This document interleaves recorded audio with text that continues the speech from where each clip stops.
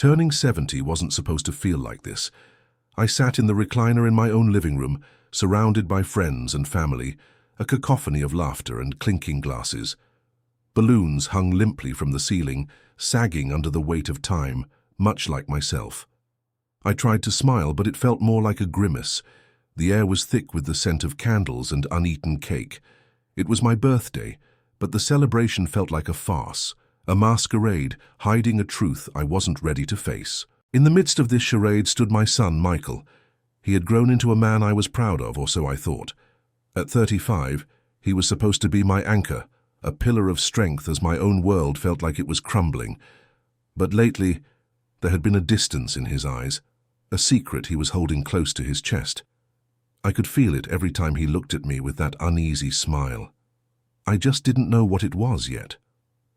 I glanced over at Emma, my wife of 45 years.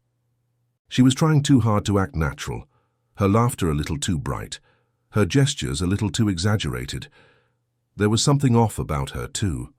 For months, there had been whispers on the edges of my consciousness, hints of betrayal, but I'd been too afraid to confront them, or maybe I just didn't want to believe them. As the evening wore on, I found myself lost in the memories that this house held. Every corner was a testament to shared history, a canvas of love and arguments, of life lived together. I thought about the promises we made to each other, the vows exchanged with trembling voices. I wondered where it all went so wrong, how the foundation of our life had become so unstable.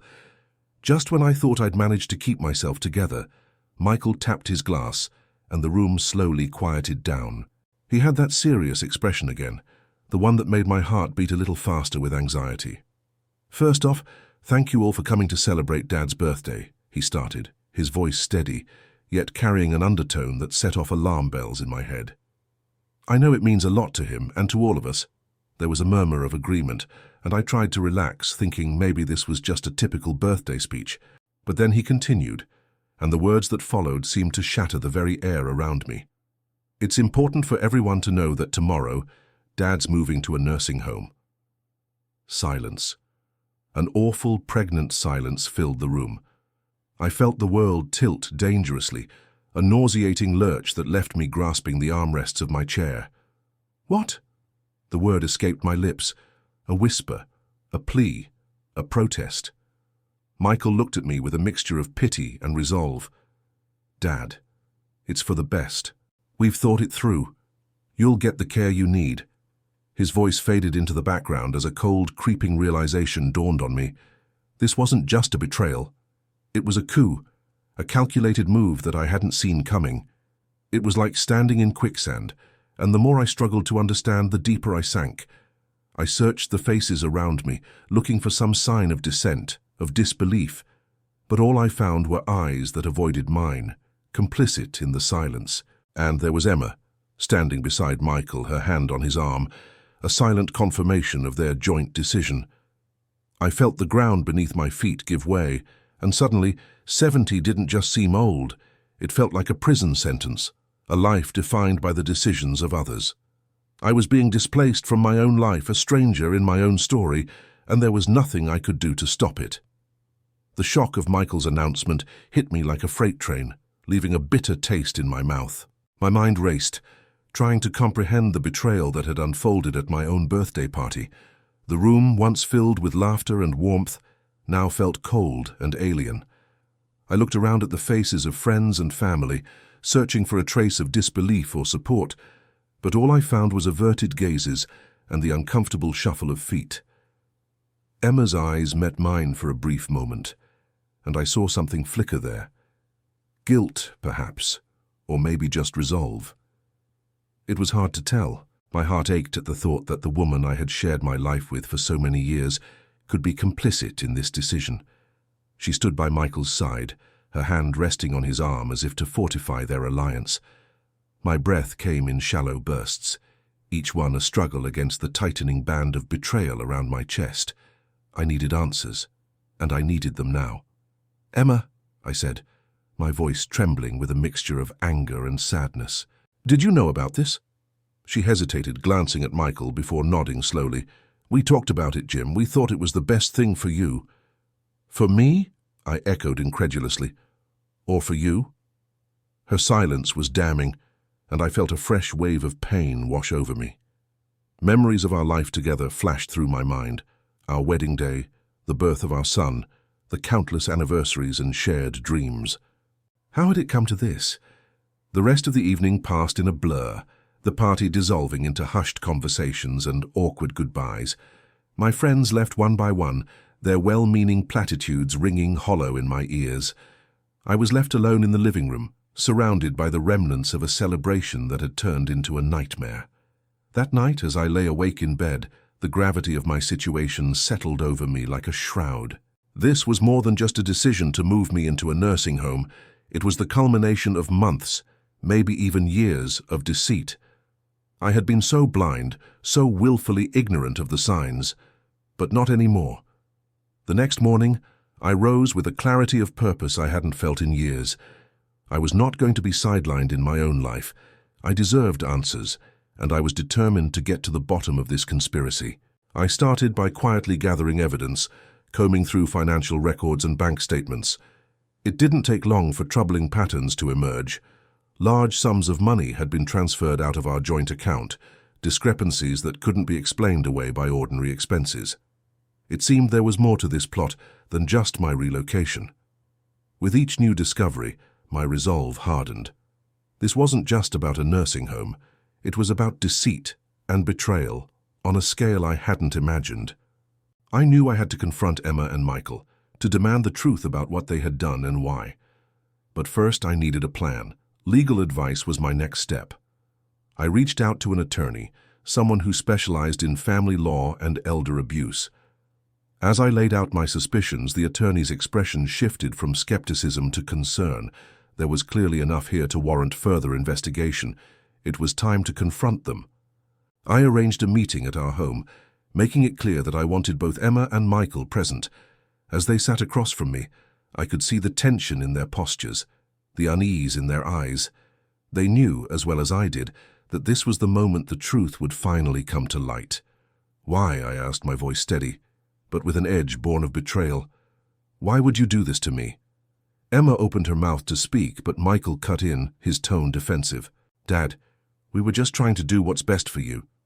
"Do you think stealing from me is what's best?" I interrupted, throwing the evidence of their financial treachery onto the coffee table between us. "I deserve the truth, and I won't back down until I get it." The silence that followed was deafening, a testament to the lies that had festered between us. This was just the beginning of my fight for justice, for the life I refused to let slip away without a battle. The silence hung heavy in the room, punctuated only by the ticking of the clock on the mantelpiece. It felt as though time itself was holding its breath, waiting for the inevitable explosion. Emma's eyes flicked between me and the damning pile of evidence on the table. Michael, my own son, stared at his hands. His bravado from moments before evaporated. "Jim," Emma finally said, her voice wavering, "I didn't want it to come to this, but things have been difficult." I laughed, a harsh, humorless sound. "Difficult enough to justify stealing from me, to plot behind my back to put me away like an unwanted piece of furniture." Michael shifted uncomfortably. "Dad, it's not like that. You haven't been yourself lately. You thought you could just take what you wanted." I cut him off, anger surging through my veins. "You thought you could decide my fate without my input?" Emma's facade cracked. "We needed the money, Jim. Michael's business. It hasn't been doing well. We were going to pay you back." "Pay me back?" I echoed, disbelief coloring my tone. "With what? My own money?" Their silence was answer enough. The betrayal was suffocating, and I struggled to keep a lid on my emotions. But I couldn't afford to lose control, not now. I needed a clear head to see this through to the end. "I've spoken to a lawyer," I announced, watching their reactions closely. Emma blanched, and Michael's face drained of color. "I won't be moving to any nursing home. Instead, I'm going to make sure you both face the consequences of your actions."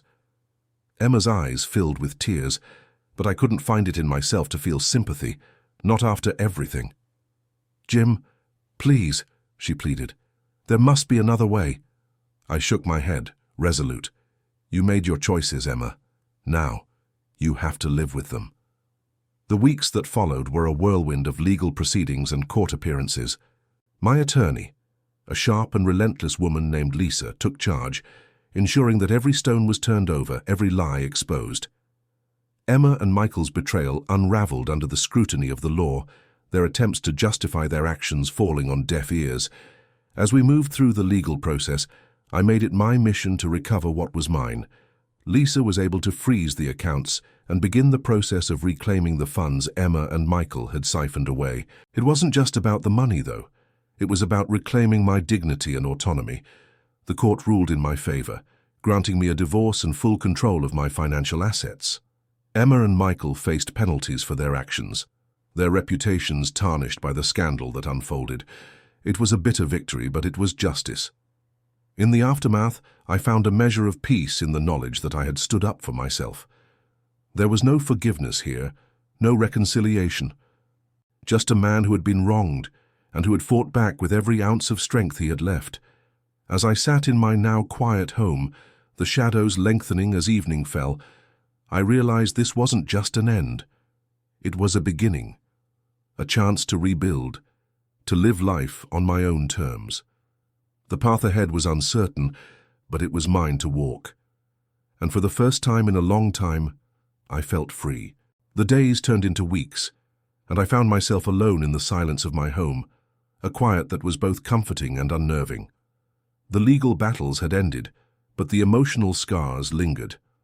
I spent countless hours reflecting on how I had arrived at that disastrous birthday party, where my son had unceremoniously announced my supposed fate, a fate they had planned without my consent.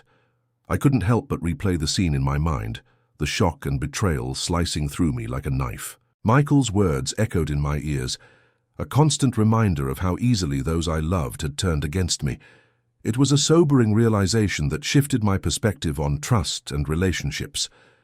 Emma and Michael's betrayal had been methodical, their plans unfolding like a twisted plot from a novel I never wanted to be a part of. They'd exploited my moments of vulnerability, twisting my words and actions to fit their narrative of incompetence. But I wasn't the frail old man they imagined. I was still sharp, still capable, and now more determined than ever. With the court's ruling behind me, I focused on rebuilding my life. My lawyer, Lisa, had not only helped secure my financial assets, but she also offered guidance on how to navigate this new chapter. She was relentless in her pursuit of justice and became an unexpected ally, someone who understood the complexities of betrayal and stood by me with unwavering resolve. I made changes in my life, small at first, but significant nonetheless. I reconnected with old friends, those who had seen through Emma's facade and stood by me when the truth came out. We shared evenings filled with laughter and stories, reclaiming a sense of normalcy and camaraderie that I had sorely missed.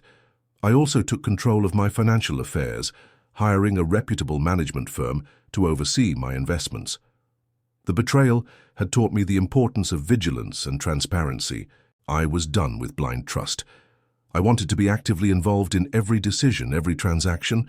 As for Emma and Michael, their lives were irrevocably altered.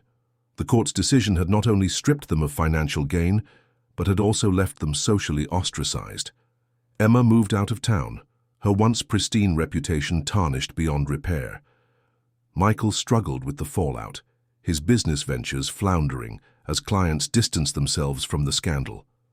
In the end, I found a sense of satisfaction, not from their suffering, but from the justice served.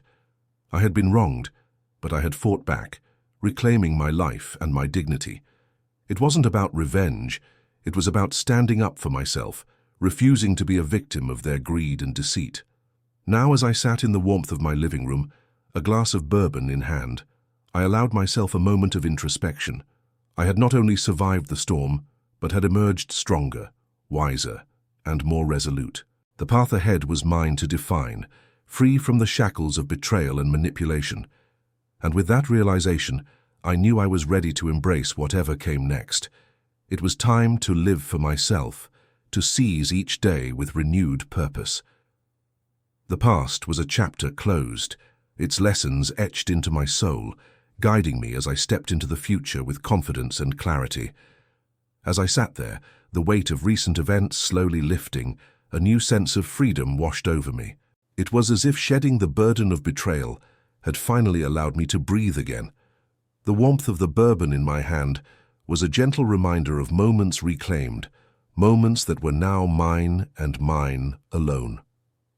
I thought back to my birthday party, a day that should have been filled with joy but instead became a turning point in my life. When Michael announced with that cruel clarity, "Dad's moving to a nursing home tomorrow," I was blindsided. It was as if the rug had been pulled from under me, leaving me to grapple with the harsh reality that those I held closest had conspired against me. I'd later learned that their plan had been in the works for months. Emma and Michael, under the guise of concern for my well-being, had been quietly setting the stage to declare me incompetent. Their ultimate goal was to control my assets, to siphon away the wealth I had spent a lifetime building. It was a betrayal that ran deeper than anything I had ever imagined. The discovery came during a chance conversation with an old friend, Tom, who had always been one of the few to see through Emma's charm. Tom had heard whispers from mutual acquaintances, loose talk that hinted at Emma's and Michael's plans. That seed of doubt led me to dig deeper, hiring a private investigator who uncovered a paper trail of false documents and manipulated financial statements. Confronting them was one of the hardest things I've ever done. I remember the look in Emma's eyes, shock mixed with anger, as I laid out the evidence. Michael, always the more brazen of the two, tried to bluster his way through, but the proof was irrefutable. Their betrayal was laid bare for all to see. Legal action swiftly followed. With Lisa by my side, we presented our case, dismantling their narrative of incompetence piece by piece. The court's ruling was a vindication, not only restoring control of my finances, but ensuring that Emma and Michael could no longer exploit my trust. Recovering my assets was just the beginning. I took measures to ensure this could never happen again, fortifying my estate legally and financially. Meanwhile, Lisa and I worked on a calculated strategy that would leave Emma and Michael facing the full brunt of their actions. Their deceit had cost them dearly. Emma's social circles were quick to distance themselves, and Michael's business faced financial ruin as partners and clients walked away. In the aftermath, I found solace in rebuilding. I immersed myself in activities I once loved, hiking, reading, and traveling. Each new experience reaffirmed my resilience, my ability to rise from adversity. I had been wronged, but I had prevailed, turning what could have been a life-defining moment of defeat into a triumph of justice and self-discovery.